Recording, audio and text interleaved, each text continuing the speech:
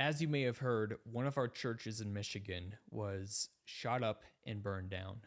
Multiple people were wounded, and there have been multiple fatalities. This incident is still kind of breaking news, and there's a lot of information we don't yet have, but I want to talk about it anyways. There's a lot of people saying that this was an anti-Mormon attack, but I think it was much more than that. I think this incident was a false flag attack. I think this is a false flag attack designed to counter the effects we're seeing from Charlie Kirk's assassination, and I'll explain why. You see, there's been a quiet, ideological civil war brewing within the Church of Jesus Christ of Latter-day Saints, and it's been going on for decades. On one side, you have the conservatives, the patriots, the nationalists.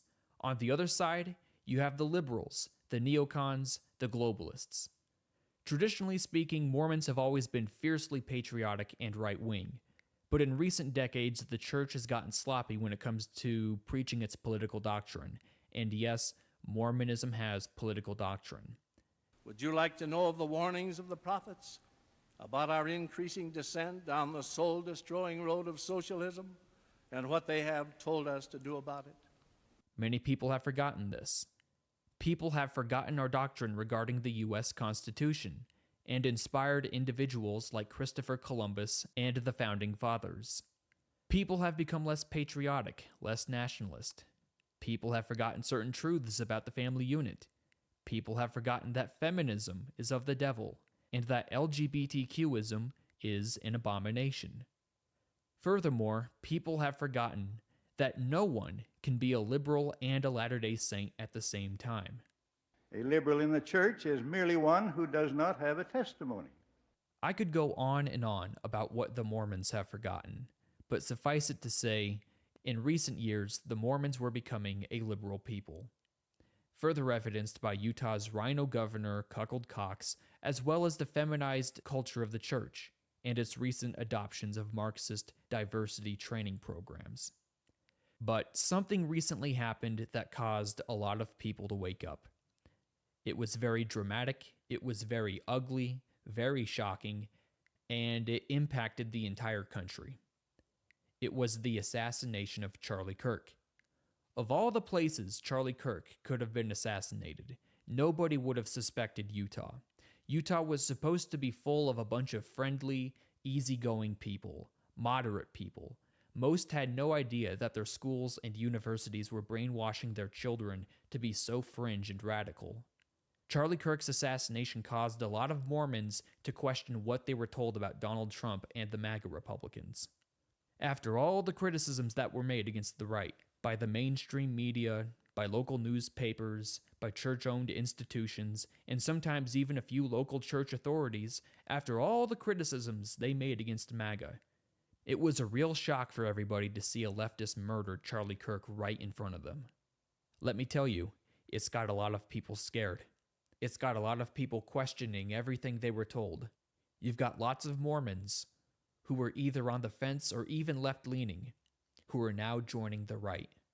Mormons are now becoming more conservative, they're becoming more patriotic, and liberals in the church are losing their influence. And not only that, but leftist institutions like schools and universities are now under a microscope. Parents are very suspicious of what's being taught to their children. Because after all, it was a Utah kid who confessed to shooting Charlie Kirk. And not only this, but Mormons have also noticed the disgusting celebrations over Charlie Kirk's death. I'm telling you, people in Utah are scared, they're nervous, and they're finally starting to wake up. And I suspect that Utah will move further to the right.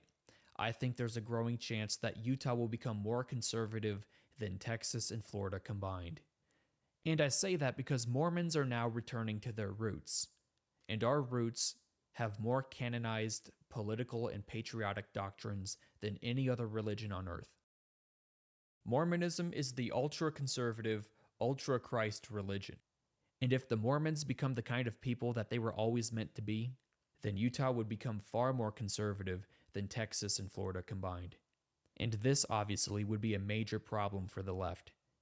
And that's where I think this recent shooting in Michigan comes to play. The left desperately needs some kind of right-wing violence they can point to. They need something they can use to stop the Great Awakening that's occurring right now. Not just in Utah, granted, throughout the entire country as well, but they specifically needed a Mormon target. Because Charlie Kirk's death occurred right in front of the Mormons.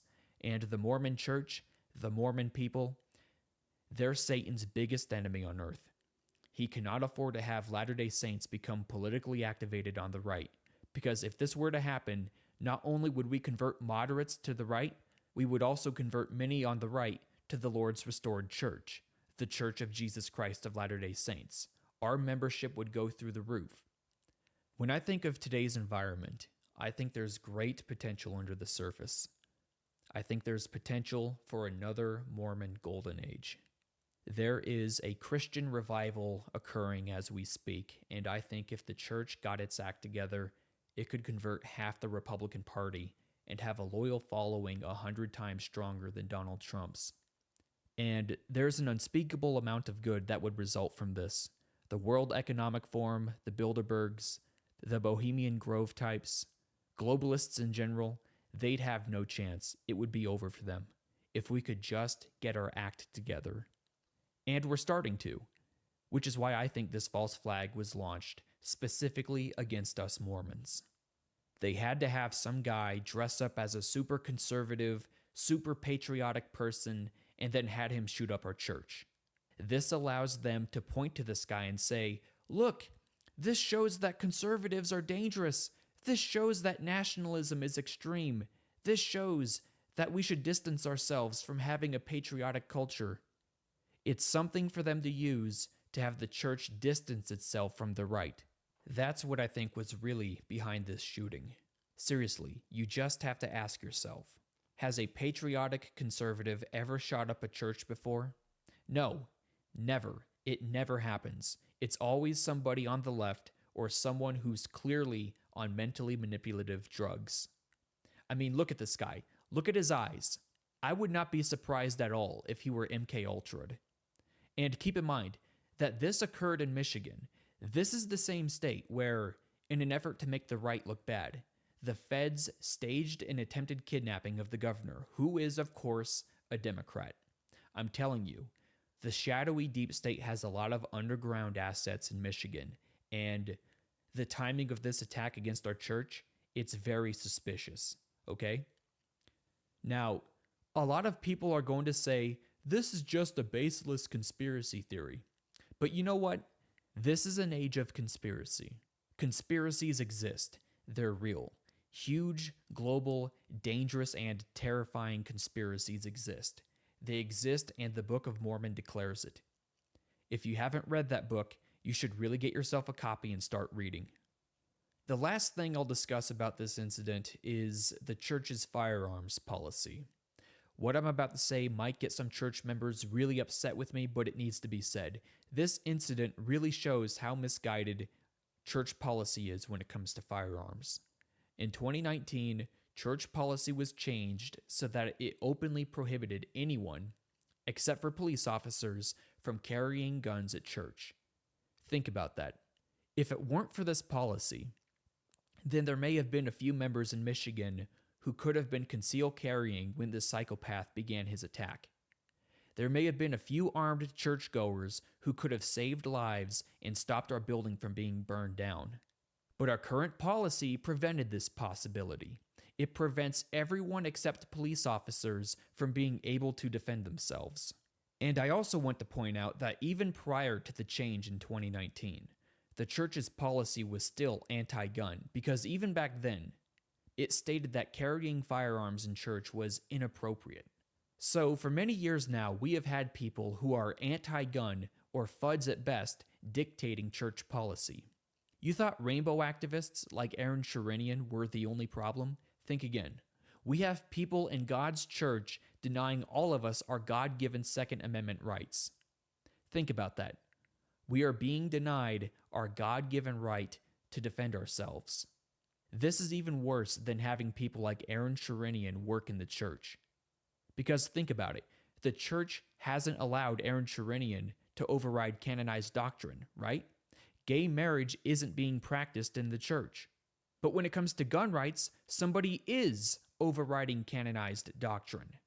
The Lord says in Doctrine and Covenants, section 101, verse 77, that he established the U.S. Constitution for the purpose of protecting all people. He literally says that the Constitution should, quote, be maintained for the rights and protection of all flesh, meaning all people, according to just and holy principles, close quote. Now, think of this question.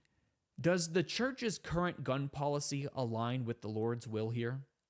Or is it fair that only cops get to carry guns at church? No, it's not. This is not a just policy. It's not a fair policy. It's an apostate policy.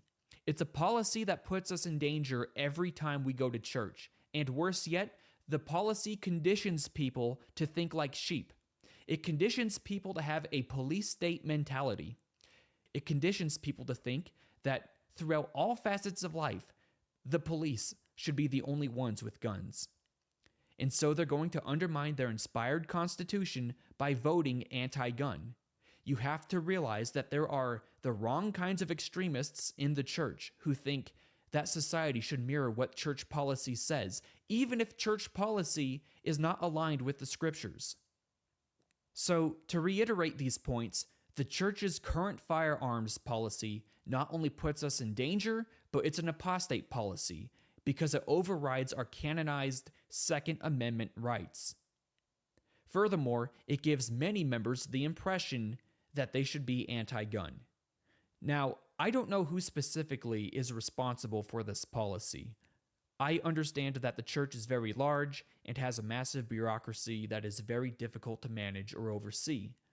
But our policy needs to change, and it needs to change before any more of our churches are attacked. Well, that's all I've got for now. If you like this video and you want to see more in the future, then hit that like button and be sure to subscribe. Thanks.